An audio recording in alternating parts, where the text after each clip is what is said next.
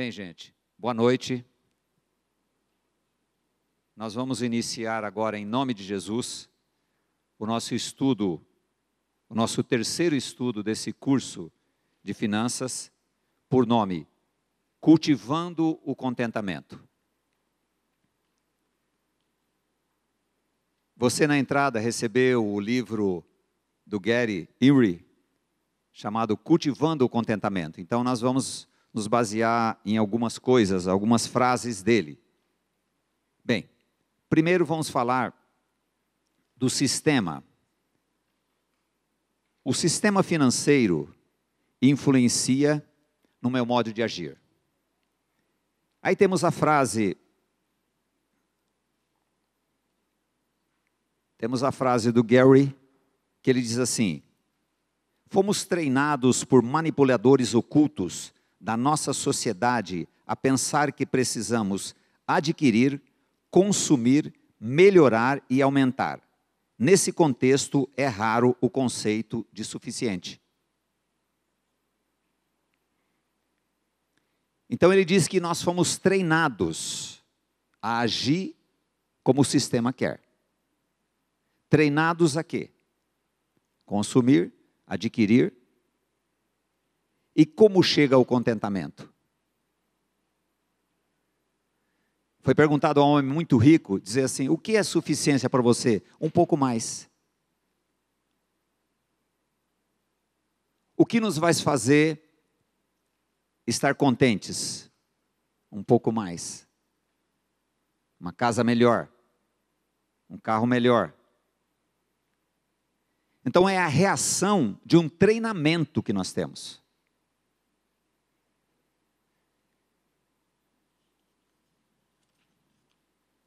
Temos aí também um outro homem de Deus, chamado Harold Walker. Ele vai lançar um conceito que para mim é de uma profundidade muito grande. Ele diz assim: a dívida escraviza porque ela representa o gasto presente do trabalho futuro. O gasto presente do trabalho futuro. Contraímos dívidas porque gastamos hoje algo que ainda não ganhamos. Consequentemente, até a dívida ser paga, todo o nosso trabalho e rendimentos realmente não pertencem mais a nós, mas aos credores. Você entendeu bem essa frase aí?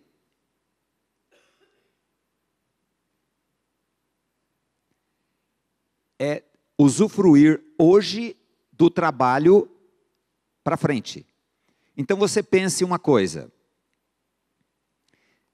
se nós adquirimos um bem por 5 anos, e esse bem, ele corresponde a 50% do meu ganho, significa que nos próximos 5 anos, eu não tenho 50% do meu salário. Eu já me comprometi. E eu não relacionei esse texto, mas você lembra quando a Bíblia diz assim: ei, amanhã iremos a tal cidade, lá ganharemos e trabalharemos. Você não sabe o que é a sua vida. Então, o que a gente faz?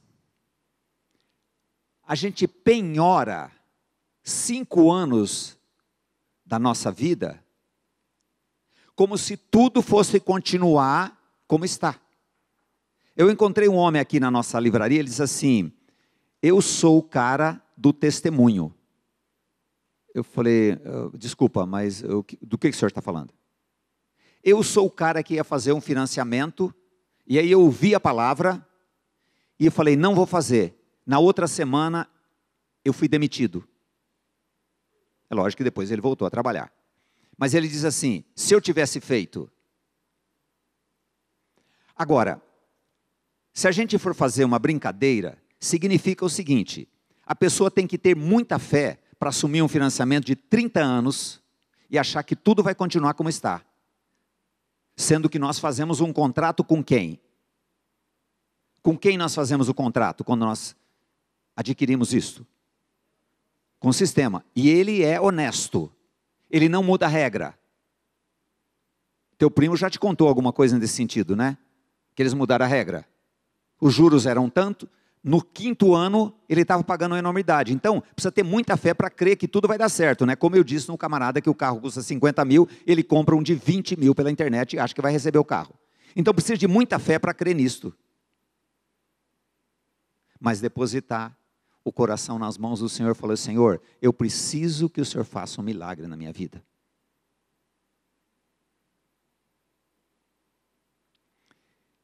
Consequentemente, até a dívida ser paga, todo o nosso trabalho, os 50% do nosso rendimento, realmente não pertence a nós, mas aos credores, é uma realidade.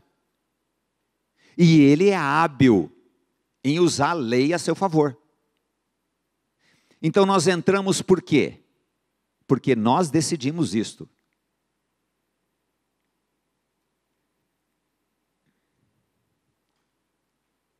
Certo observador descreve a nossa sociedade como a sociedade do inextinguível descontentamento.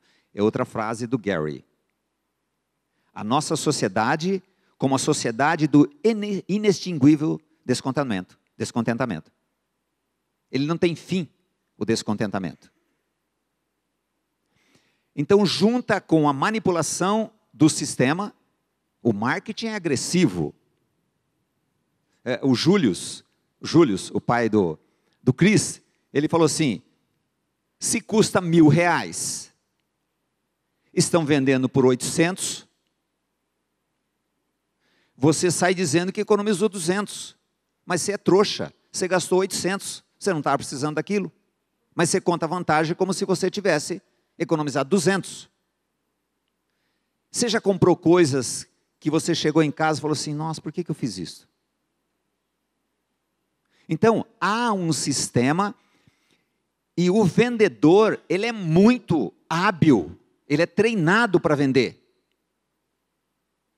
E nós somos destreinados para comprar, seguindo os nossos interesses, como a Lene disse, né? Seguindo as nossas vontades, que não são necessidades muitas vezes.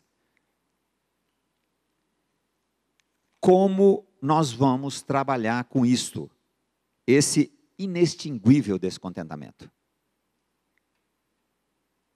Aí o texto de Hebreus 13:5. Não se deixem dominar pelo amor ao dinheiro, fiquem satisfeitos com o que vocês têm, porque Deus disse: eu nunca deixarei vocês e jamais os abandonarei. Queridos, você consegue ter uma pequena visão de quanto você é amado e cuidado?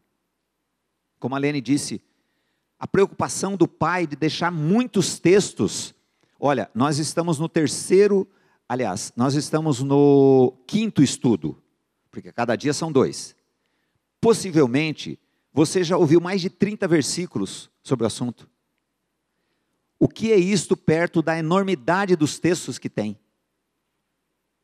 Por quê? Ele tem que fazer um milagre no nosso coração. Marquinho tratou sobre você fazer seus controles. Você está fazendo seu controle? Ou você acha que isso é como a Lene disse: isso não resolve nada, eu preciso de mais dinheiro, preciso de ganhar mais, eu não preciso fazer isso. Dureza, treinamento do sistema, treinado como um marionete.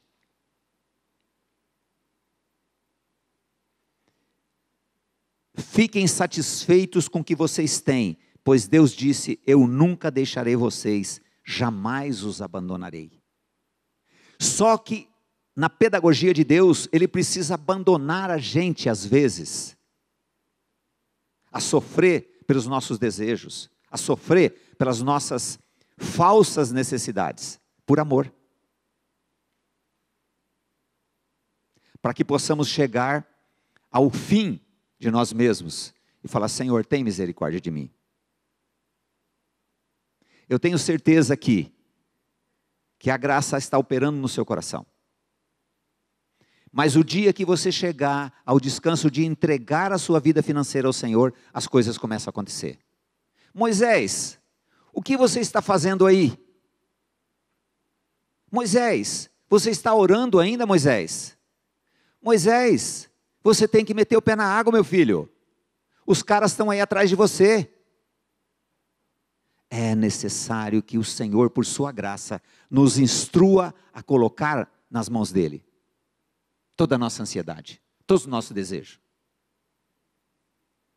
Senhor, o que eu tenho para te apresentar? Eu tenho minha vida falida. Falida sem dinheiro e falida com dinheiro também. Aí nós temos esse grande escritor brasileiro, que ele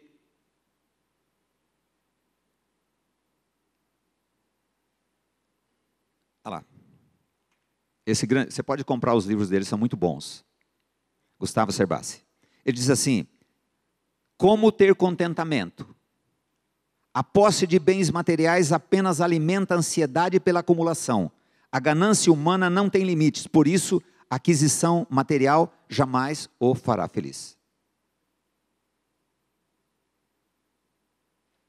Porque nós traçamos um paralelo entre ter e felicidade, ter e descanso, ter e consolo, ter e achar que nada vai acontecer de mal se a gente ter dinheiro.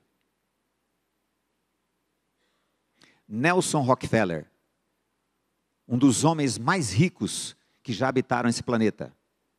Se você ler a história dele, como ele conseguiu dinheiro, ele chegou e disse assim a uma pessoa: eu daria metade da minha fortuna para ter a fome que meu funcionário tem. Ele não tinha prazer em comer. Falou assim: olha, dava o meu dinheiro para ter a fome que esse meu empregado tem. Eu não tenho prazer mais na comida. E a gente imagina que tendo dinheiro, a gente vai ser mais feliz. Aumenta a fazenda, aumenta os que comem. A acumulação, a ganância humana não tem limites. Homem que não conhece a palavra. Por isso a aquisição material jamais fará a gente feliz. Agora, o nosso Deus é miserável? Não, não, não. Ele não tem problema em nos abençoar. Tanto que, como dissemos, nós fomos abençoados já em Cristo com toda a sorte de bênçãos. Mas Ele precisa preparar o nosso coração para que essas coisas não nos tenham.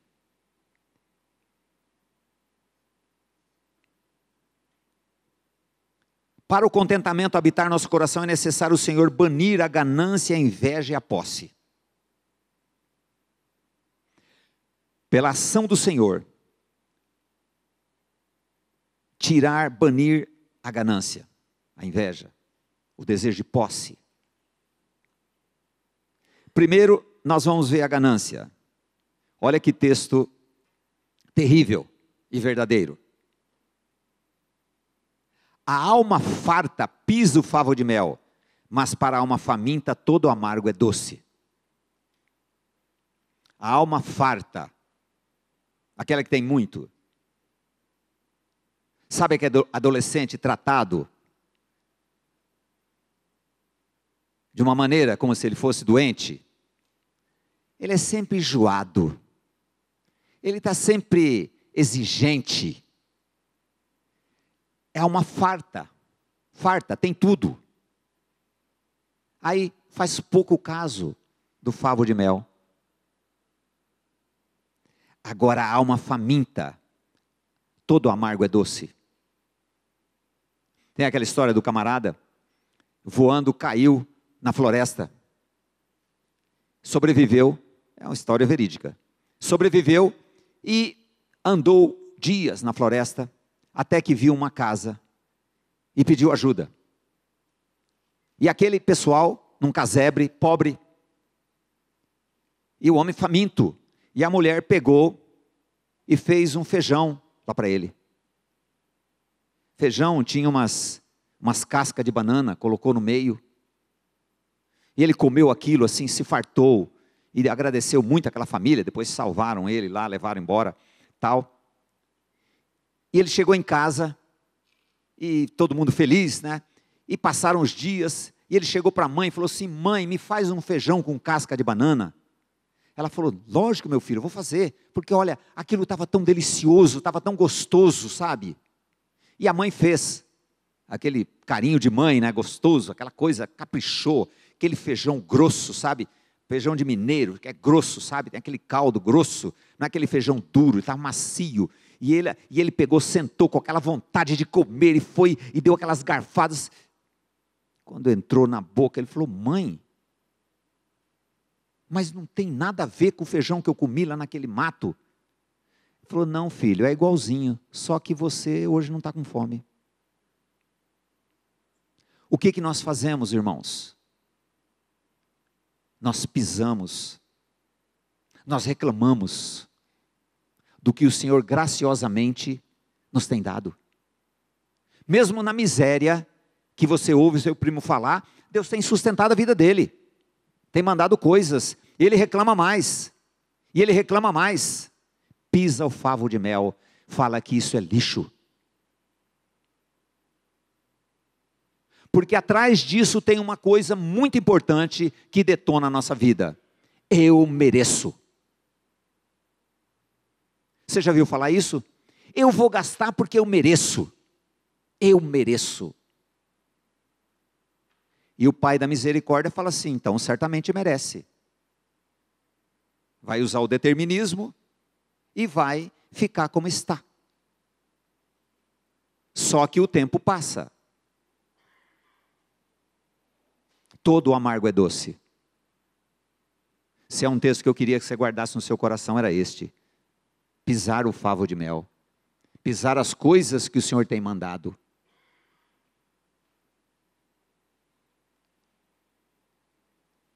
O outro ponto, que nós mexemos um pouco nele, é este, a inveja. A inveja detonante. Eu duvido aqui, que tenham muitos que nunca pensaram nisto.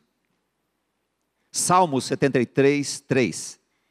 Pois eu tinha inveja dos nécios, dos tolos, quando via a prosperidade dos ímpios. Por que ele prospera, eu não prospero? Inveja. Ele é um tolo, ele é um ímpio, e ele prospera, eu não prospero. Inveja. Se julga merecedor, se acha melhor. Mas o texto diz que os filhos das trevas são mais espertos do que a gente. Talvez porque o ímpio não tem um Deus, que é o Deus que nós imaginamos que seja Deus. Complicou. Porque nós idealizamos um Deus que tem que avalizar todos os nossos planos. E se não acontece, fica de bico com Deus. Fica bravo com Deus.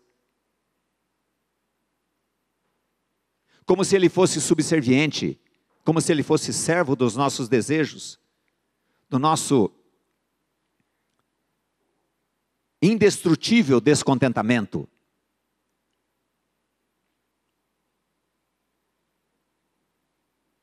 Ô Senhor, eu tenho sido fiel a Ti, como filho, o irmão do pródigo, eu tenho sido fiel a Ti, este camarada gastou todo o dinheiro, e eu aqui, trabalhando, feito um escravo seu, nunca tive nada. O ímpio prospera, e eu não prospero. Algum problema tem, Senhor. Senhor, tem algum problema? Como quem diz, Senhor, o problema é o Senhor. Misericórdia. Pisa o favo de mel. Inveja. Esse outro texto que falamos dele. O furor é cruel e a ira é impetuosa, mas quem poderá enfrentar a inveja? Inveja. Uma pessoa me disse que se julgava não invejosa, até o dia que ela estava se pegando num pensamento que aquelas pessoas tiveram uma benesse, e ela perguntou-se, perguntou-se de si para si mesmo: por que eu não? Aí ela, naquele dia, ela começou a pensar, falou assim: eu estou com uma ligeira desconfiança que eu sou invejosa. Não, é a mesma coisa quando a pessoa fala assim: eu estou desconfiando que eu estou ficando quebrado. Ele já está quebrado faz tempo. Porque nós começamos a quebrar quando nós começamos a gastar R$1 a mais do que nós ganhamos. É assim que Deus tenha misericórdia que nunca estoure. É assim que Itaipu vai estourar se passar uma gota de água por aquela monstruosidade de cimento. Vai passar uma gota só. Se passar uma gota, atrás vem duas. Quem poderá enfrentar a inveja? O desejo. Aqui eu levantei essa pesquisa americana. Perguntou a milhares de empregados sobre o que mais os incomodava no ambiente de trabalho. Aí tinha os itens, né? Assim, um patrão que não valoriza acomodações do trabalho. O americano é muito bom nisso, né? Então tinha lá uma série de coisas para ele ticar. E o que aconteceu? O que mais incomodava as pessoas era saber que meu colega ganha mais do que eu. Eu tenho falado aos meus funcionários: olha, o que você ganha compete só você, porque vai causar um problema. Saber que o outro ganha mais. Se ele for crente, então ele vai ficar em parafuso. Fala assim: mas eu sou crente, Senhor. O cara, né? Voltando com outro versículo, outro questionamento lá. O que acontece? Inveja. Inveja. Nas famílias isso é destruidor. Destruidor. Se por acaso, eu vou contar um caso que você já ouviu alguém contar, né? Lógico. A pessoa vai na casa do outro e descobriu que o outro comprou uma televisão enorme. No carro, ninguém fala nada. Fala assim: ah, que beleza, nossa, que lindo. Ah, tem isso, tem aqui. Smart, né? Smart, você pega, você tem agora para assistir as mensagens aqui e tal. Você assiste, você põe isso, põe aquilo. Fala assim: ai, que lindo. Chega no carro, a mulher já fala assim: nós vamos comprar quando? Inveja. Nada contra ter. Mas inveja, movido pela inveja, sem condições. Sem condições.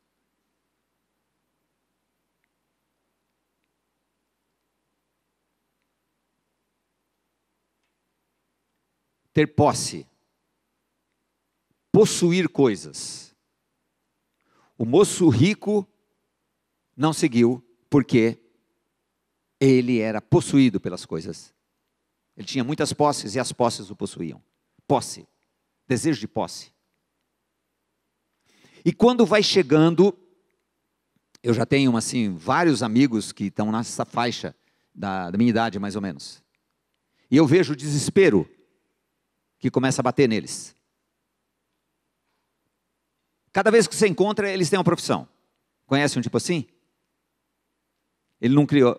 Minha mãe dizia assim: pedra que muito rola, não cria limo. Cada vez ele está fazendo uma coisa.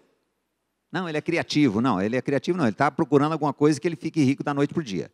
E sempre quando você encontra, ele fala assim: agora acertei um negócio que eu vou tirar o pé do lodo. Não, o lodo não era o pé, né? Ele já está aqui. O lodo já está aqui, mas ele acha que é só o pé. Porque a gente não tem noção onde nós entramos. Aí ele quer fazer coisas malucas. O desespero. De nunca ter colocado as coisas que Deus lhe dá na mão do Senhor.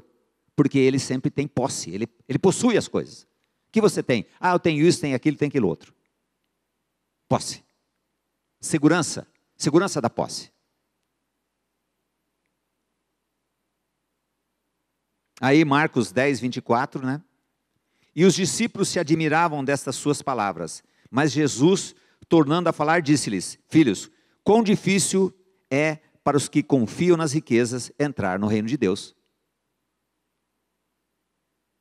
E uma coisa que eu tenho certeza que pelo menos 1% pensa: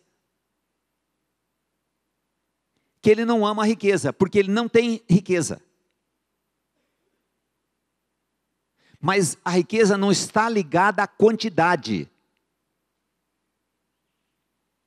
Pode ser alguma coisa, aquilo é a riqueza dele. Onde estiver seu coração, o texto fala. Então não é ligado à quantidade.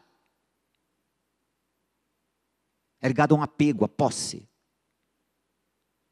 Às vezes, trabalhando com pessoas, eu vejo que ele tem um ganho que precisa ter jeito, precisa passar um tempo para dizer para ele assim, olha, isto aqui vai precisar ser tirado de você, a sua vaquinha vai ter que ser tirada. Porque aquilo é a posse dele, é o ganho dele. Ele deixa, às vezes é um carro para o homem, às vezes ele deixa de pagar outras coisas, mas ele não se livra daquela família pesada que ele tem nas costas. Então tem que ir devagar com ele. Fala assim, olha, vamos aqui, o gato subiu no telhado, devagarinho, passa 1 ano, 2 anos, fala assim, ó, agora eu vou falar uma coisa maravilhosa para você, vamos precisar tirar essa vaca de você. Posse. Às vezes é posse em coisa que não é material. É posse em relacionamento, é posse em academicismo. Você falar para um religioso sobre a necessidade de novo nascimento é terrível, porque ele é cheio de religião. E você falar para uma pessoa que entende, que é um economista, sobre princípios bíblicos, ele rejeita, porque ele tem muito conhecimento. Posse. Eu posse todas as coisas naquele que me fortalece, que sou eu mesmo. Subcondição. Não entrega. Quão difícil é para os que confiam nas riquezas entrar no reino de Deus. Aí, Gary, ele vai dar alguns conselhos para que haja o cultivar do contentamento. Contentamento, irmãos. Contentamento é uma coisa do Senhor. Só o Senhor pode fazer isso em nós, irmãos. Eu tenho certeza que pelo menos 1% de vocês acha que se fizer os controles certinho, vai acertar a vida financeira. Não vai acertar. Isso é apenas uma parte do processo. O mais difícil é destronar esse ego monstruoso, descontente. Quando você vai ficar contente?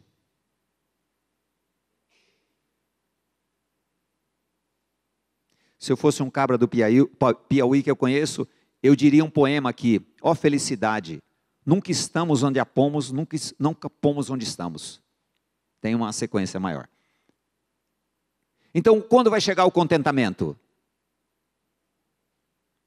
Porque esse 1%, quando eles ficarem livres das dívidas, eles vão descobrir que não estão contentes ainda, porque é interior. Lembre-se que você está ouvindo tudo isto para que o Pai, através da vida de Cristo, molde o seu caráter e introduza o caráter de Cristo.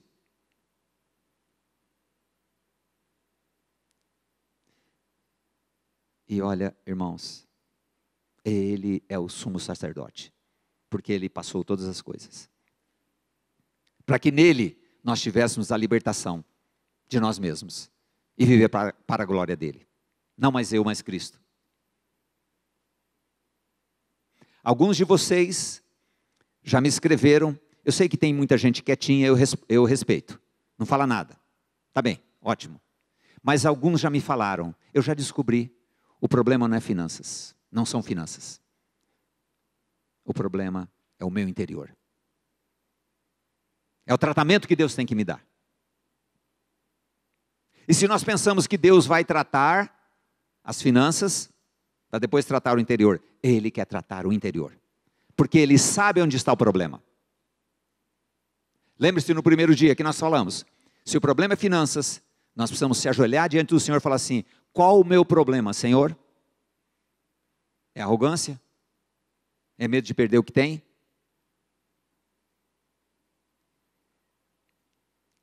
Olha os conselhos de Gary.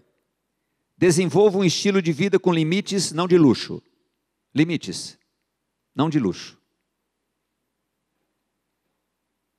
Cultive a generosidade e não a avareza. Um dos antídotos da avareza é generosidade. Começar a dar. Por isso que o Senhor disse, através da boca de Paulo, melhor coisa dar do que receber. Aquele homem procurou um pastor da igreja e disse assim: pastor, eu sou um homem rico, mas eu sou um cara descontente. Nada me agrada mais. Não tenho prazer em mais nada. Não, mas você não pensa em fazer uma viagem lá para a Turquia, junto com a Tilce, no balão, lá na Capadócia? Não, já fui. Até ajudei a Tilce a subir no balão, não quero mais. Mas você não quer ir para Israel? Não, já fui, também não quero mais. Você não quer ir para... Não, você não quer fazer um empreendimento? Não quero mais. Aí o pastor disse para ele, falou assim: tá bom, então faz o seguinte, pede a Deus uma pessoa para você ajudar. E ele atendeu, começou a ajudar uma pessoa. Tempos depois falou: pastor, não preciso mais. O Senhor está me tratando. Generosidade, dar, desapego, daquilo que não é nosso, porque nós temos posse ou somos mordomos? O Gary disse no livro dele, você vai ler lá, tenho certeza, porque ele é bem fininho, viu? Ó, Jordano, fininho. Porque ele é uma resenha de um livro dele, sobre esse assunto. Ele disse assim: como que nós estamos na vida? Nós estamos como alguém que chega numa galeria de artes e começa a pegar os quadros e pôr debaixo do braço.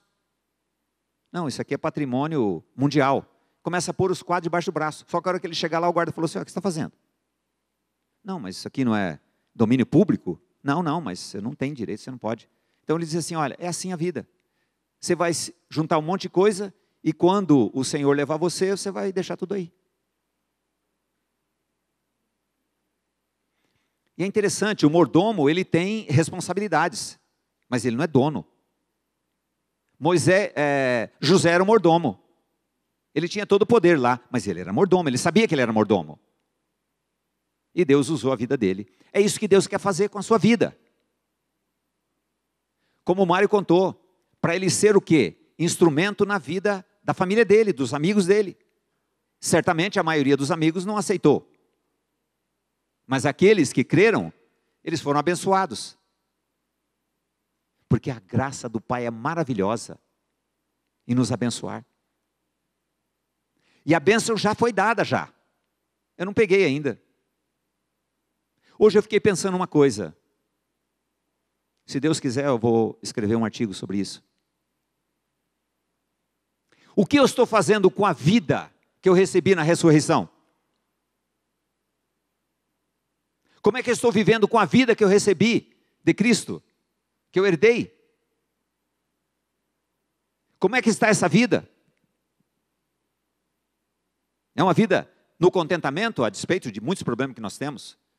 Porque a palavra diz, o homem vai ser abalado, vai ser entristecido, mas não desanimados. Enfatize o valor pessoal mais do que a riqueza, o valor pessoal, as pessoas, mais do que a riqueza. Você conhece aquela pessoa que ela tem interesses? Porque você é o fulano? Tem interesses. Interesses. Um camarada disse assim, desculpa eu contar isso, mas agora já foi.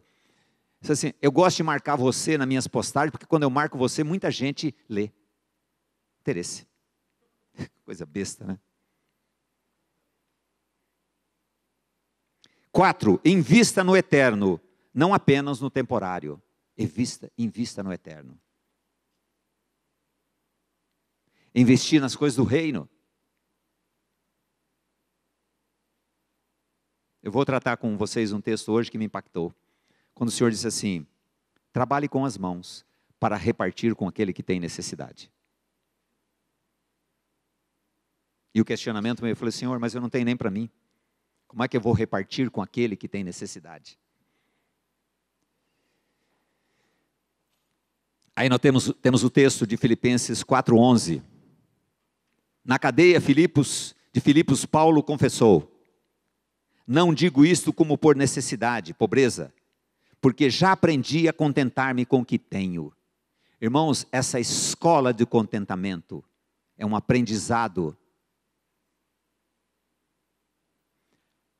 A história aqui é que Paulo tinha recebido uma oferta dos irmãos.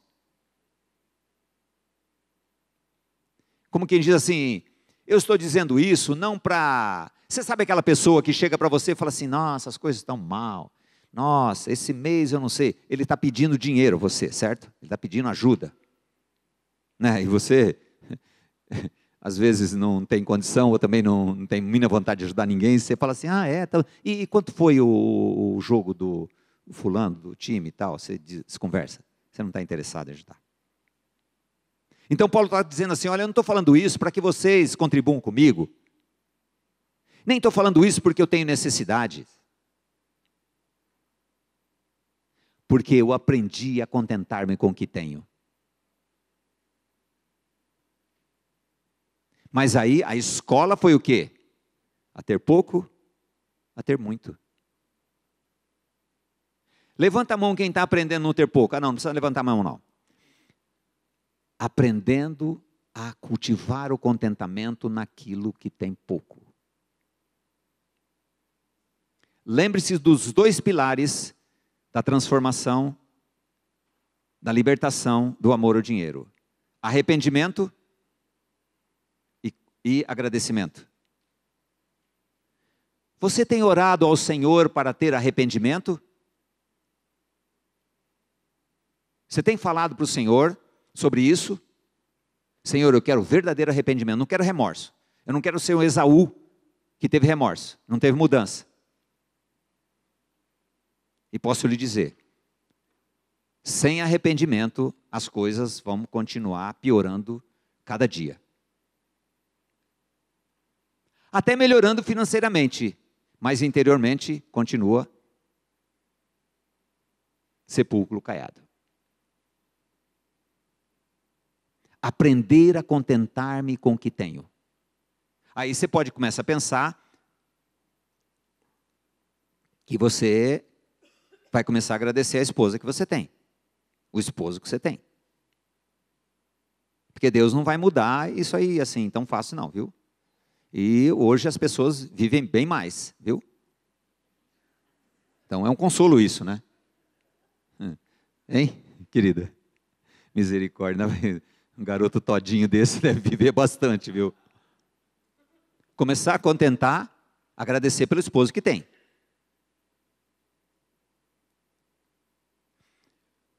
E não é começar a agradecer para que a coisa mude, porque é diretamente proporcional à dureza do coração.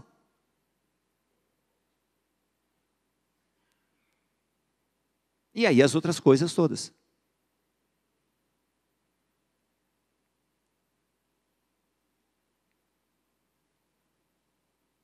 Contentar-me com o que tenho. Preso, certo? E o Senhor fez o que fez na cadeia de Filipos, né? Você sabe disso. Encerrando esse assunto, nós temos aí o nosso amigo Gary de novo. Ele diz assim, olha, achei maravilhosa essa frase, Júlio. Olha que lindo, dá para fazer uma música. O contentamento não é autossuficiência. O nosso entendimento é que é autossuficiência, certo? Eu vou ficar contente. Ô Beto, como chama o nosso irmão aí do lado? Aguinaldo. Aguinaldo, possivelmente você não está no 1%, mas eu vou falar com você. Possivelmente, você acredita que contentamento é quando você tiver as coisas. Ou não? Talvez, eu estou chutando bem baixo, assim, vocês notaram que 1% para não ofender ninguém, né? Porque naquele tempo eu ofendia mais as pessoas, né? Que eu chamava de quê que eu chamei? Incompetente, né? Incompetente porque você paga, vai no consórcio e o cara cobra administração para cuidar do teu dinheiro. É por isso que, então vamos explicar melhor que não foi tão assim, tão papo reto assim não, né? Mas então, Aguinaldo, você possivelmente pensa que você vai ser mais contente quando você estiver autossuficiente. E ele fala assim, não é autossuficiência. Auto, né? Auto tem que ser do alto, né? Do alto. Então, quando é do alto, é Cristo suficiência. É submissão a Cristo e aos seus propósitos. Esse é o ponto. Eu alertei vocês desde o primeiro dia, que nós íamos falar de senhorio, nós íamos falar de Cristo, a necessidade, a nossa necessidade. Conheçamos e prossigamos em conhecer o Senhor. No quê? Nas nossas finanças, nas nossas misérias, nas nossas falsas necessidades. Cristo suficiência. Senhor, eu preciso de Ti. Alguns aqui já perceberam que são incapazes de lidar com essa situação. Possivelmente mais de 1% ainda acha que consegue. Nós não conseguimos, irmãos. Nós precisamos da graça. Por isso que o texto maravilhoso de Romanos 11:36 diz assim: dele, por ele, para ele são todas as coisas. Então, irmãos, se são todas as coisas por Cristo, eu sou o mordomo das coisas. Eu não tenho posse. Essa posse me dilacera. Nós temos posse do nosso destino? Não temos, irmãos. Nós não sabemos nem orar como convém. E é interessante que no discurso a gente pode falar assim, é mesmo, a gente nem sabe orar como convém. Aí começa a orar como convém. O Senhor sabe disso, porque no seu amor Ele sabe que nós precisamos tremendamente de um relacionamento com Deus. Um relacionamento pele a pele. É isso que a graça quer fazer em nós, irmãos. Nos libertar de nós mesmos, para que possamos viver para a glória dEle, de uma maneira sadia. Nesse mundo tão dinheirista, tão consumista, tão instruído a viver descontente. Sempre lançando coisas, sempre colocando coisas. Sempre fomentando esse indestrutível descontentamento. Mas na direção e na dependência da vida de Cristo, Ele opera isso, irmãos. Especialmente para os homens, sempre descontentes, nunca felizes com o que têm, sempre invejando os outros. Misericórdia. Mas é por esse caminho, pelo caminho da misericórdia, que nós chegamos a serem convencidos que nada somos. Mas Ele é o nosso tudo. E esse tudo já foi dado. Desde a fundação do mundo. Para que a gente viva de uma maneira sóbria. Num mundo totalmente descontrolado. Maluco. Senhor, nós te damos graça. Porque podemos confiar e colocar a nossa vida em tuas mãos. Porque o Senhor mesmo disse, vinde a mim. Nós queremos ser levados a ti, Senhor. Porque nós nem temos condições de ir, Senhor. Leva-nos, Senhor. Leva-nos a ti mesmo. Para que possamos conhecer o Senhor cada dia. Levar o teu morrer para que a sua vida se manifeste em nós. E para que sejamos livres do descontentamento. E sejamos que o Senhor em nós cultive o contentamento. Para que possamos ser instrumentos. E passar aos outros a fragrância do teu conhecimento. É no teu nome, Jesus amado, que oramos, Senhor, esperando em ti. Amém.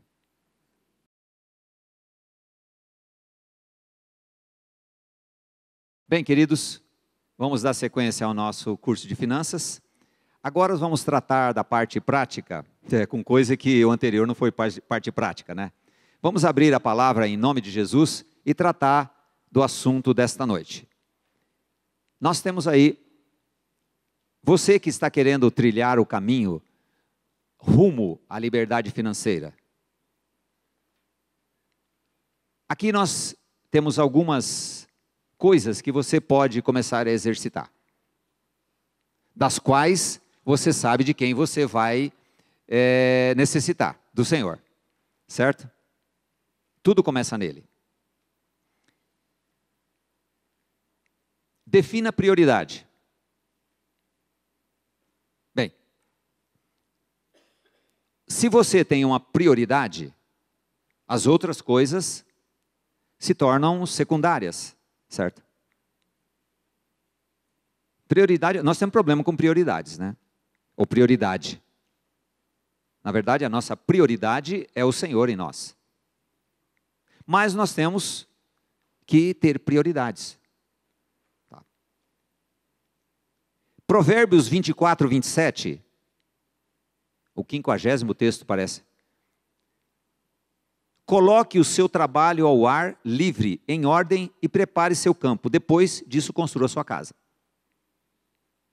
Esse texto eu amei descobri-lo na palavra.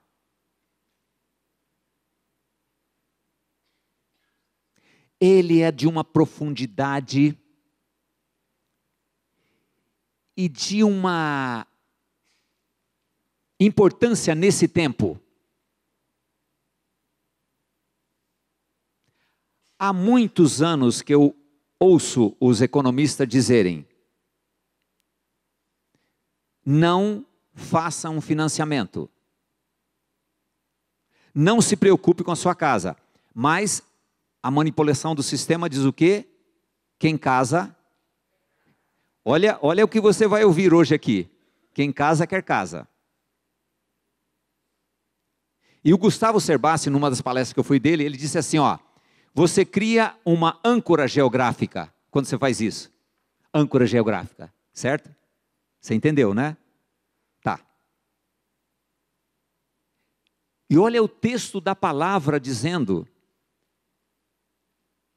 coloque as coisas em dia. Gustavo Cerbasi, depois que ele tinha o primeiro 1 milhão, ele ganhou mais um dinheiro e falou assim, agora nós vamos, já era casado, ele foi construir a casa dele.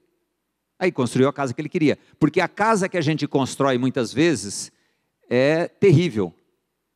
Até hoje recebi um post dizendo assim, quando você faz isto, você não consegue trabalhar com dinheiro, porque o dinheiro seu você está investido nisso. E você imagina aquilo que eu contei anteriormente, você colocar boa parte do seu dinheiro durante 30 anos na mão dos outros. Mas você quer usufruir agora. Ou 10 anos, ou 5, que seja. Mas passa logo, né? Passa logo, né? Passa logo nada. Só que o vendedor fala assim, não, isso aí logo quando você vê, você pagou. Não é ele que vai pagar, não é? Ele é hábil. Prepare o seu campo, depois disso construa a sua casa. Você vai fazer tranquilo, você vai fazer do jeito que você quer. Senão você vai fazer do jeito que os outros querem. Olha que coisa maravilhosa a palavra. Aí, aquele teu primo fala assim, mas o quê? A pressão que as minhas filhas têm. Vocês não têm onde morar? Os parentes, vocês não têm onde morar? Eu falei, não, a gente tem sim, a gente paga aluguel. Pagar aluguel é coisa de pobre. Você entende aquele conceito que nós não podemos pensar? O sistema não quer que você pense, quer que você haja, no impulso.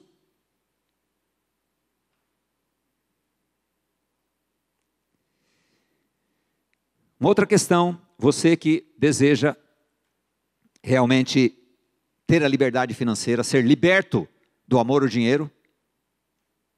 Liberdade financeira nesse sentido, certo? Faça um orçamento. Aí nós pegamos uma tradução bem interessante. Aquilo que você ouviu o Marquinho falar. Fazer um orçamento. Definir prioridades. Minha prioridade é isso aqui, ó. Às vezes a prioridade da gente é viver do jeito que a gente está, continuar do mesmo jeito. O que vai acontecer? Se nós temos essa prioridade, vai continuar acontecendo a mesma coisa. Não vai mudar nada. Não é? Suponha que um de vocês queira construir uma torre. Você não vai primeiro sentar e estimar o custo para ver se tem dinheiro suficiente para completá-lo? Pois se você estabelecer a fundação e não for capaz de terminá-la, todos que virem irão ridicularizá-lo, dizendo: essa pessoa começou a construir e não conseguiu terminar. Não faz conta. E a conta é sempre apressadamente. Não, faz, tá, você entra tanto, sai tanto, dá. E depois, não deu. Mas depois não deu, já fez o negócio. Aí volta lá e fala assim, não quero mais. Não quero mais, não quero brincar mais. Não, aí vai assumir. Um de vocês me disse o seguinte, há 10 anos atrás, eu fiz uma coisa impensada, até hoje eu estou pagando. Porque, manos, a conta, a fatura vem. O dinheiro no bolso do outro não vem, mas a fatura vem. Até meu pai dizia uma coisa bem interessante. Ele dizia assim, dinheiro no bolso dos outros é dos outros, enquanto não estiver no meu. E a gente acredita ainda no dinheiro no bolso dos outros e começa a gastar como os outros fossem pagar a gente. Não acontece isso muitas vezes? Acontece.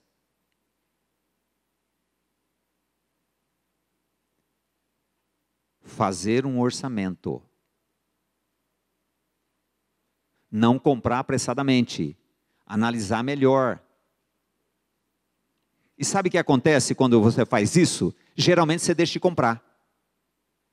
Mas no impulso da hora, você pega a compra. Então, senta, calcula, espera. Senhor, se for da tua vontade, é uma coisa boa de fazer. Senhor, se for da tua vontade. E o vendedor fala assim, olha, é o último. Aí você vai para casa e fala assim, ele disse que é o último. Se eu voltar lá e tiver, é porque é de Deus. Só que é o último ali. Lá atrás tem um monte. E se ele for crente, ele bate a mão em cima e fala assim, este é o último que está aqui. Porque ele não pode mentir, então ele não pode dizer que tem um monte lá atrás. Este é o último que está aqui.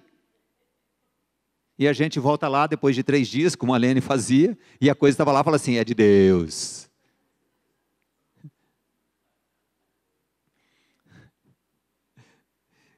Eu escrevi um artigo uma vez dizendo assim, mentiras que eu gosto de ouvir. É uma mentira que eu gosto de ouvir.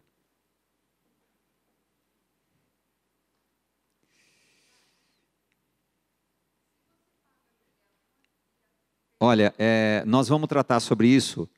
Na próxima aula, nós vamos tratar sobre investimento, consórcio e financiamento. Espero que você venha, nós vamos tratar sobre isso, porque isso aí é uma paulada na cabeça da gente, quando a gente ouve essas coisas. Porque a palavra de Deus, ela tem uma questão que a gente não entende, é loucura. Porque o que geralmente vem e fala assim, se eu vou pagar 1.000, porque eu vou pagar 1.000 de aluguel, se eu vou pagar 1.000 de consórcio, prestação. Então, a lógica, porque as cordinhas, né? Que a gente recebe. Mas nós vamos tratar isso, tá bem?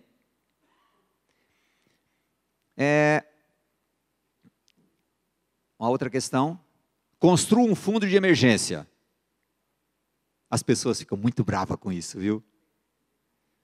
Construa um fundo de emergência. Aqueles autônomos que levantaram a mão, os economistas dizem o seguinte, você precisa ter 6 meses de lastro. Porque se você ficar 6 meses sem ganhar, você tem um lastro. Isso tudo aqui é depois que você pagar suas dívidas, né? Que o milagre acontecer na sua vida. Construir um fundo de emergência. Olha aí o texto.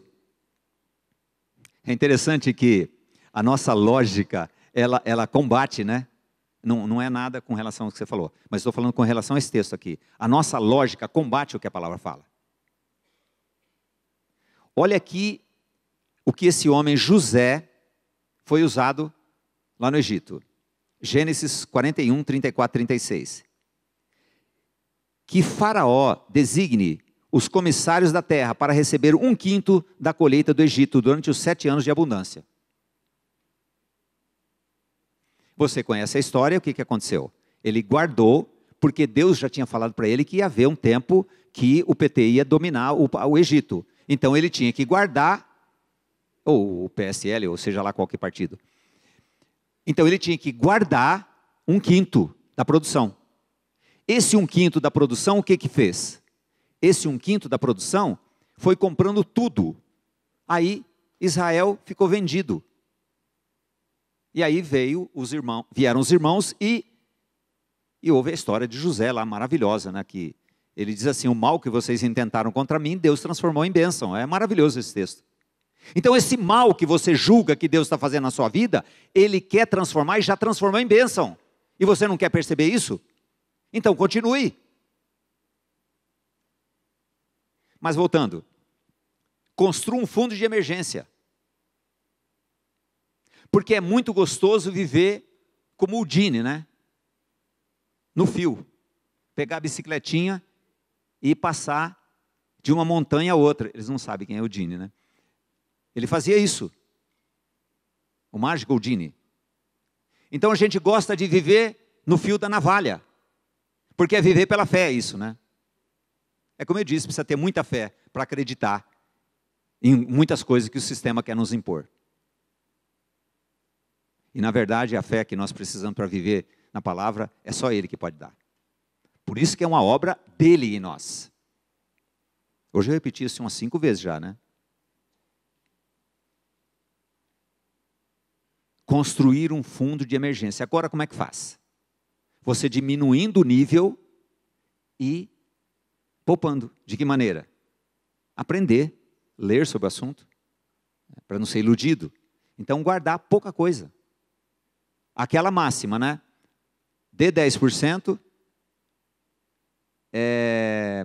10% de dízimo, guarda 10% e vive com 80%. Dá para viver com 80%? Já que você que é dizimista está vivendo com 90%. E 10% no decorrer de 30 anos, não precisa ser tanto assim, né? Mas 1 ano, 2 anos, 3 anos, dá bastante. Bem, outro conselho, para que você quer que Deus coloque você no rumo da liberdade financeira. Evite a dívida. Evite a dívida. Fuja. Falei, Senhor, tem misericórdia de mim, me amarra, para não fazer a minha vontade. Aí o texto de Abacuque 2:6 diz assim: não levantarão, pois, todos eles contra ele, uma parábola, um provérbio sarcástico contra ele, e se dirá: ai daquele que multiplica o que não é seu, até quando? E daquele que carrega sobre si dívidas. Aqui, o contexto, Deus estava falando contra a Babilônia, que ele estava dizimando os povos, acabando com os povos. Então ele diz assim: olha, eu vou destruir vocês, porque vocês estão ajuntando coisas que não pertencem a você. Nós podemos pensar nesse texto como uma coisa, a questão financeira da nossa vida. Se carrega, sobrecarrega de dívidas. Multiplicar o que não é nosso.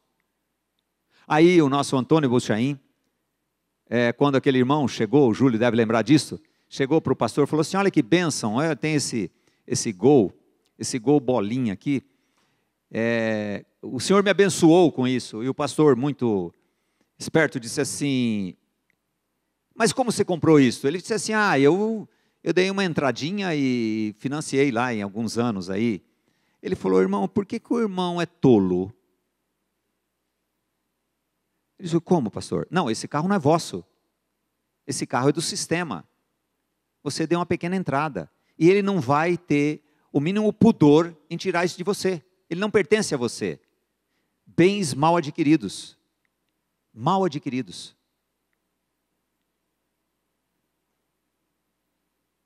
E colocamos como uma coisa que fomos abençoados por Deus.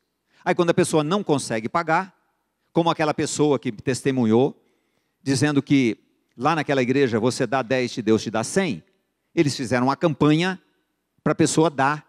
E ele foi lá, vendeu o carrinho dele, era um Escort, e vendeu o carrinho dele bonitinho. e foi lá e deu aquela oferta. E aí os irmãos, aleluia, glória a Deus. E depois de poucos dias, um vizinho dele, que não tinha conseguido pagar o financiamento, vendeu, porque você sabe o que é vender um consórcio que você não está aguentando pagar, né? Perde até 45%. Isso é tudo, só você pesquisar que está aí, ó, para todo mundo saber. Você perde até 45% quando você vende um consórcio, quando você não consegue pagar.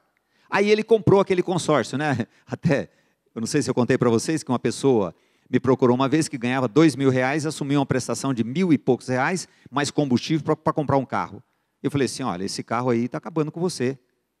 Ah, eu vou vender. Eu falei, não, você tem que dar o carro. Porque ninguém vai querer comprar esse carro. Você vai ter que dar esse carro. Você já pagou 9 prestações. Você vai ver o que vai acontecer quando você colocar para vender. Ela falou, não, o senhor proverá. Sabe, o senhor proverá, né? O senhor vai prover, né? Como tem provido para a gente, né? Angústia, né? Desespero. Noites de insônia. Aí ele não conseguiu vender. Aí ela ficou tão brava comigo que ele nunca mais veio falar comigo. Recebe 2.000, faz uma prestação de R$1.000, vai ter que ter gasolina, esse carro tem que emplacar, e tem que, né? Tem que, uma série de coisas, né? O seguro não, segura na mão de Deus e vai, meu filho. O seguro é na mão de Deus, não tem como pagar seguro. Aí, loucura. Faz coisas, bens mal adquiridos. Até tem dinheiro às vezes, mas é bem mal adquirido porque é para soberba, para parecer melhor que os outros, quer ser melhor que os outros. Misericórdia. Subcondição. É viver misericórdia. Bem, uma outra questão também, você que está querendo ser liberto de si mesmo, diversifique os seus investimentos.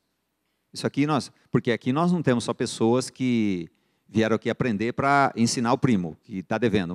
Tem pessoas aqui que não têm dívidas, né? Levanta a mão quem não tem dívida. Nossa, todo mundo. Então, para você que já está nessa fase, é necessário diversificar. Ué, parece que tem um texto aqui. Marquinhos, você colocou um texto bom aqui sobre isso, né? Eclesiastes 11, 1 e 2. Atire o seu pão sobre as águas, e depois de muitos dias você tornará a encontrá-lo. Reparta o que você tem com 7, até mesmo com 8, pois você não sabe que desgraça poderá cair sobre a terra.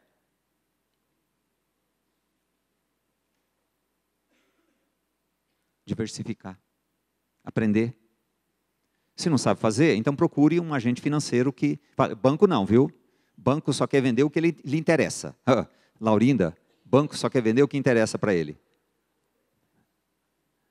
Não, ela que me falou isso, falou assim, não adianta procurar outro banco, todos vão vir falar a mesma coisa. Às vezes assim, não, o que você tem melhor que o outro? Eu falo assim, não, a taxa deles é R$3, o meu é R$2,95. Ele vai falar isso. O banco, agora, tudo está mudando, viu gente? Vocês já perceberam, né, que está mudando, né? Os bancos agora, é tudo, né? Cartão, você abre, virtual, tal, mas a loucura continua mesmo, mas muita coisa já melhorou, sabe? Então, é necessário... Pelo seguinte, vou fazer um paralelo aqui ruim. Você não se interessa por política, né? Você não gosta de política, esse negócio de política, isso aí é tudo malandro. Você não se interessa, os comunistas se interessam. Os políticos se interessam, eles se interessam. Então, nós não nos interessamos por falar sobre dinheiro. Aí, somos facilmente engodados. Tem pessoa que tem dinheiro na poupança ainda. Poupança o ano passado rendeu, né? Rendeu bem, né? Quanto rendeu a poupança o ano passado? Hã? Ela foi negativa a poupança ano passado? Deu, né? Então. Entende? A gente não quer saber do assunto, a gente não conversa sobre o assunto.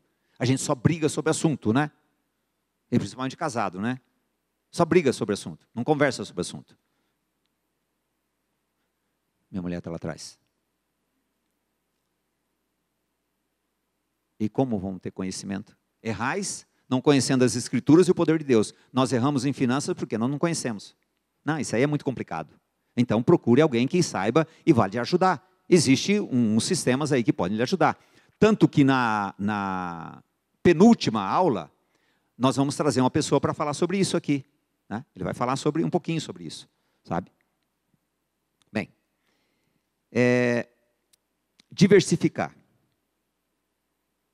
A gente não sabe o que vai acontecer. Não que a gente vai viver com medo das coisas, não acreditar naquilo que nós temos, sabe? Mas o Senhor quer nos dar sabedoria. Uma outra coisa também, que o moço do Piauí sempre ensinou a gente, é o seguinte: não fique falando para os outros quando você prospera, não. Não fica alardeando, não. Não conte, não. Como aquele rei foi lá, mostrou um monte de coisa, depois foi roubado tudo que ele tinha. Tenha a sua vida com o Senhor e com a sua esposa. Dá para contar para ela? Olha, irmãos, isso é o testemunho. Minha mulher é maravilhosa. Ela que cuida do dinheiro lá em casa. Não é, meu amor? Demorou 12 anos para eu pôr um centavo na mão dela. Ela não tinha estrutura, não sabia. Então, é esperar no Senhor e orar todo dia de joelho e falar: Senhor, no milho. Fala: Senhor, tem misericórdia. Ou, às vezes, é o homem. Né? Porque o homem é aquilo que nós falamos. Né? Ele, para ir numa festa de terno, ele vai, ele não quer repetir terno de maneira nenhuma. Então, tem... uma coisa interessante que nós não falamos, quando o Marquinhos tratou sobre isso. Muitas mulheres...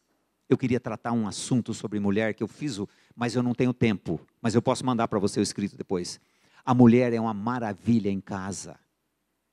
Muitas mulheres têm muito mais competência que os homens de cuidar das finanças. Mas o idiota não deixa na mão da mulher. É machão, sabe? Ele acha que não, sabe? Não, a mulher é uma bênção quando ela é tratada nas finanças. O contrário é uma desgraça. É uma desgraça. Então, se é o caso, então, é misericórdia. Porque não adianta falar também que não convence, viu? Quanto mais você fala, mais endurece o couro. Irmãos, isso tudo é obra da graça na nossa vida. Não tem como. Não tem lógica humana. Bem, a próxima questão, tia, olha esse aí para nós. Reduz o custo à medida que envelhece. Eclesiastes 5, 13 e 14. Eu tenho visto um grave mal debaixo do sol, riqueza acumulada para o dano de seus donos. Riqueza acumulada, quer dizer, ele, aquilo, né, do moço lá, a riqueza tem ele não tem riqueza. Ou riqueza perdida por algum infortúnio, de modo que quando eles têm filhos, não há mais nada para eles herdarem. Mais nada. É o filho que se vire. Nós vamos tratar esse texto dizendo assim: os pais entesouram para os filhos. Isso é um texto recente que o Senhor está tratando comigo.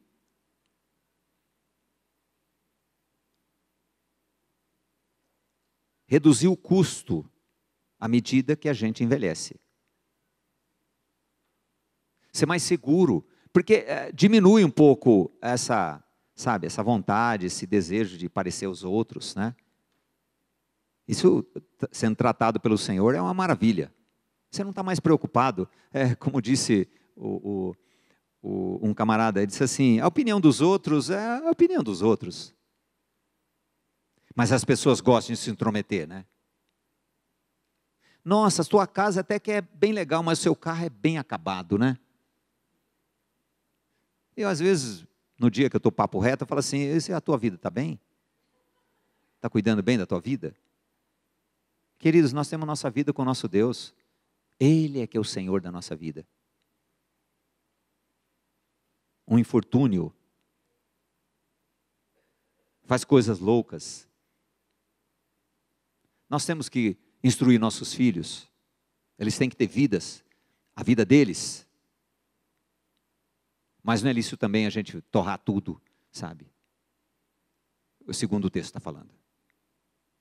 Bem, a outra questão, fazer um plano de emergência, fazer um plano financeiro. Olha que texto maravilhoso, Provérbios 21, 5. Os planos dos diligentes levam ao lucro, tão seguramente quanto a pressa leva à pobreza. Você vê o sistema, né? Rapidinho, agora, tem que resolver. Planos do diligente, da pessoa escolada, da pessoa preparada, da pessoa que não é, cobaia, da pessoa que não é fácil ser levada pelo sistema. Ele é corrupto, ele é corrompido, ele quer nos levar, como eu disse outro dia, ele vende felicidade e entrega angústia,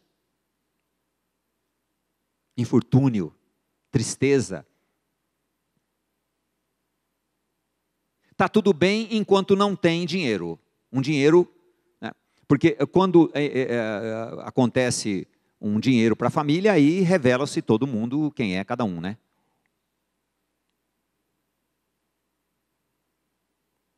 Esse amor. Senhor, a tua palavra fala que os planos do dirigente levam ao lucro, levam ao equilíbrio, viver seguro. Senhor, eu não quero viver apressadamente, ter que resolver as coisas. Lembra que eu contei para vocês daquele negócio que ia ser feito? O vendedor disse assim: tem que resolver essa semana. Um grande negócio. Tem que resolver essa semana. Eu falei, não. Quando ele fala assim é porque ele está muito mal. Você não tem que resolver essa semana. Vá buscar o Senhor. Aí, na outra semana, voltou-se lá, o preço já era metade, porque a agonia do camarada aumentou. Tem que resolver na pressa. Tem que fazer agora. E quando o marido é descabeçado, ele dá cada surpresa para a mulher. Eu conheci um camarada que disse que era para a glória de Deus, foi no Paraguai e trouxe uma filmadora para filmar as coisas do Senhor. A mulher falou assim: querido, nós não temos dinheiro para pagar a escola dos meninos. Não, não, o Senhor proverá. Esse Senhor proverá é uma coisa, né? É um Deus assim, tão... A gente crê num Deus tão grandão, né? Tão poderoso. Espero que tenha filmado bastante coisa. Eu nunca vi nada filmado com aquela filmadora. É uma coisa de muito tempo já também, né, gente? Não tem nem 20 anos isso. A pressa leva à pobreza. Pressa, desespero de fazer as coisas, almejando lucro, e vai ficar melhor, vou ficar assim, assim, assim. O sistema é esperto. Aqui é uma coisa mais ligada a você que tem o seu negócio. Olha o que o texto diz, Provérbios 20, 14. Nada vale, dirá o comprador, mas indo-se, então se gabará. O que quer dizer esse texto? Quanto é? É 10. Sim? Está pensando nisso? Quanto é? É 10. O fardo é 10. Ele fala assim, não, mas poxa, a coisa está ruim, porque o comprador, ele olha na tua cara e fala assim, esse aí está passando mal, esse aí está precisando, está desesperado, esse está desesperado para vender, para fazer um negócio lá da reforma, fazer qualquer coisa, seja lá o que você faz, você faça carreto, sei lá o que você faz, projeto, sei. Aí ele lê e fala assim, está desesperado, vale 12, você está vendendo a 10, ele fala assim, sabe que está difícil para todo mundo, né? Você não faz 6. Teve um cliente que falou assim, você não faz 6? Eu falei assim, mas não vai dar prejuízo para você não?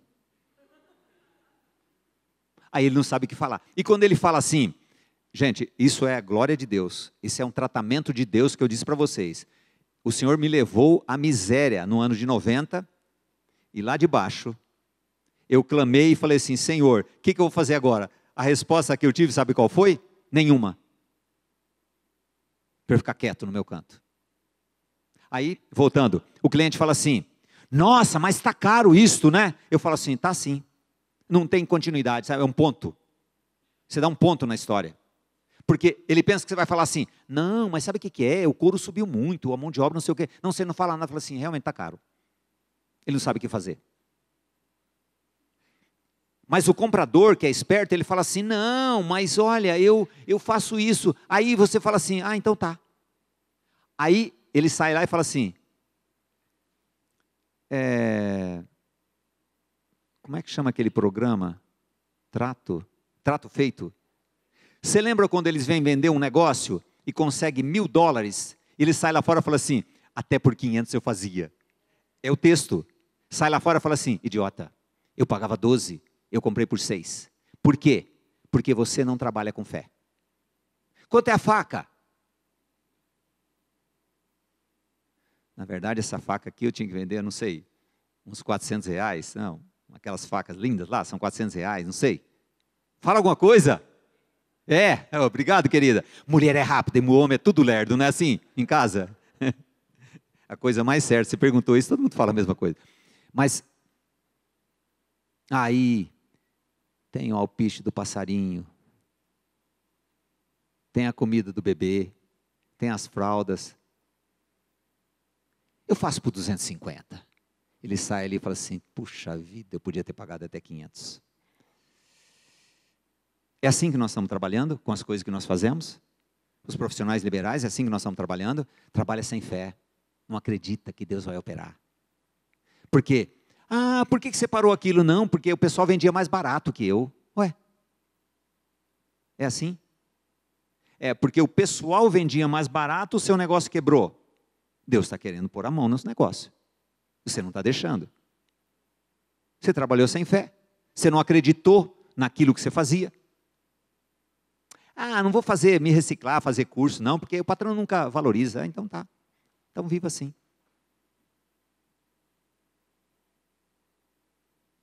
O negócio é uma briga de interesses. Você vai ficar com o quê? Com aquela ferramenta que você sempre usou? Aquilo que eu pergunto para as pessoas. Você está endividado. Você tem uma prestação para pagar. Eu falei isso hoje, né, no áudio. Você tem uma prestação para pagar daqui 10 dias. E está chegando. E 10 dias voa, né? Aí a pessoa fala assim, mas eu acho que eu vou fazer um financiamento, hein, Barba? Eu falei assim, como é que você fazia antes? Aí eu entrava, já fazia um empréstimo. Eu falei assim, então, agora, conhecendo a palavra, você vai fazer o quê? A mesma coisa? É lícito? Lembra que a Laurindo contou isso? É lícito? É lícito fazer as mesmas coisas?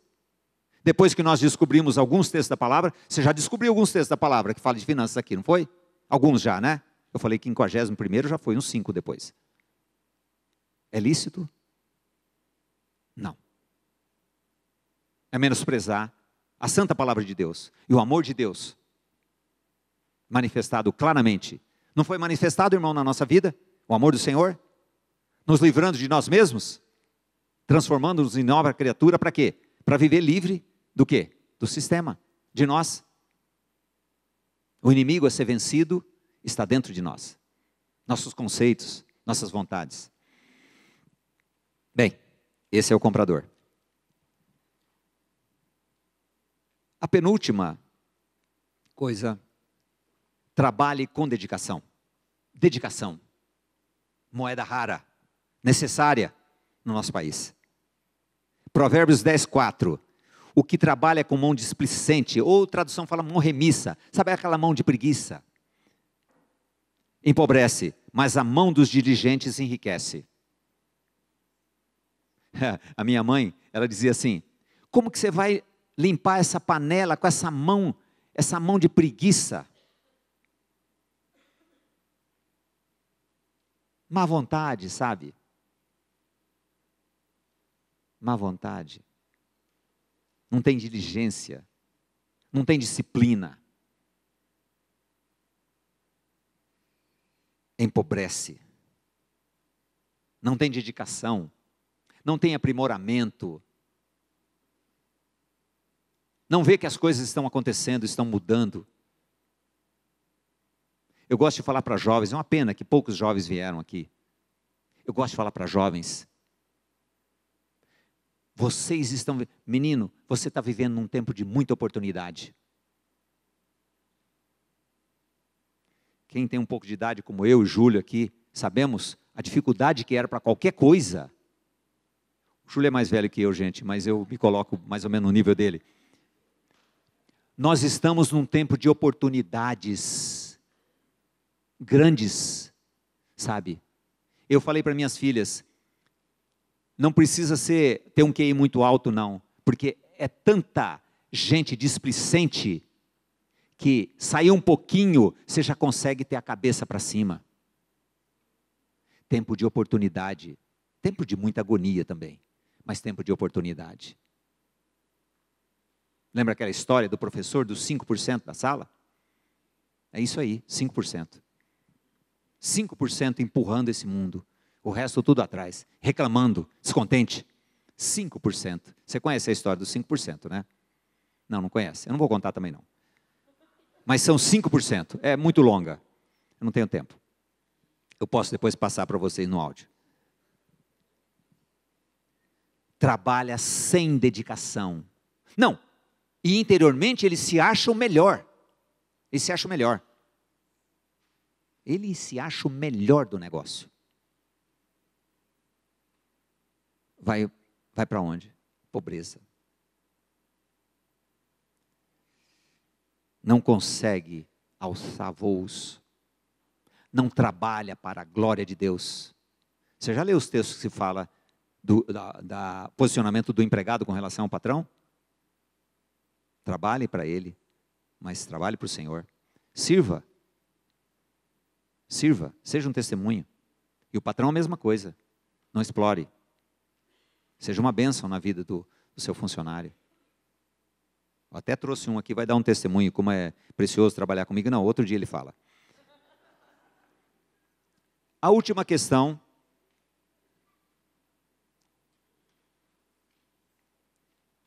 Nós tivemos lá prioridades. Tenha metas claras. Qual a meta de quem está endividado? Então, quem está endividado, a meta dele é o quê? Pagar. Lembra da viúva, né?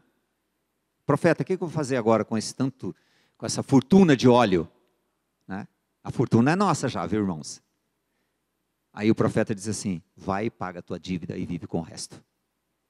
A prioridade, quem está endividado não tem prioridade nenhuma a não ser pagar. Então tem que apertar, apertar, apertar. E a pessoa diz assim, mas eu estou fazendo um negócio lá, mas eu não vejo onde eu vou cortar. Eu não sei. Aí você vai ver, tem várias coisas, várias quinquilharias lá, vários penduricalhos. Ele não tem condição. Ele não tem condição de ter aquilo. É lógico que, às vezes é vergonhoso você ter que fazer alguma coisa, como vender alguma coisa que você tem. Mas, às vezes, é necessário. Eu falo às vezes para não dizer que é sempre, né? Como eu falo 1%, né? Aqui é uma conversa fiada, vocês estão sabendo. Então, metas claras. Eu tenho meta de guardar, todo mês guardar R$100. Mas não vale nada, né? R$100 dá quanto? Final do ano, 12, 1.200, não vale nada, não vale nada. Ele não vai ter nada e vai dever mais do que 1.200 ainda. Já valeu, não valeu? Por quê? Não adianta você colocar também metas muito altas, você não vai conseguir. Não, a partir do mês que vem eu vou guardar R$500 ou R$1.000, não consegue, não adianta colocar. Mas metas, quais as metas, Senhor, que o Senhor tem para mim? Agora, depois de pagar as dívidas. Não, é interessante, você esteve aqui quando nós falamos que é dívida, né? Várias pessoas depois falam assim, nossa, eu achava que eu não tinha dívida, mas eu tenho. Eu tenho, a gente tem. Ainda bem que a maior dívida já foi paga, né? Foi paga na cruz. Olha o texto de Jó, 22, 28. Se projetas, ou a tradução de se determinas, né? Se projetas alguma coisa, ela te sairá bem, e a luz brilhará em teus caminhos. Senhor, tem misericórdia de mim. Eu quero ter essa meta de viver fora do sistema. Aí aqueles que têm seus negócios falam assim, mas como é que eu vou fazer se eu tenho que comprar mercadoria para depois vender, sabe? É um Deus que não pode fazer, né? Você entendeu? Você já se defende com uma série de coisas. Isso é obra, sabe a obra de quê? De quem? Da lógica, da loucura, do desespero, da não aceitação da verdade da palavra.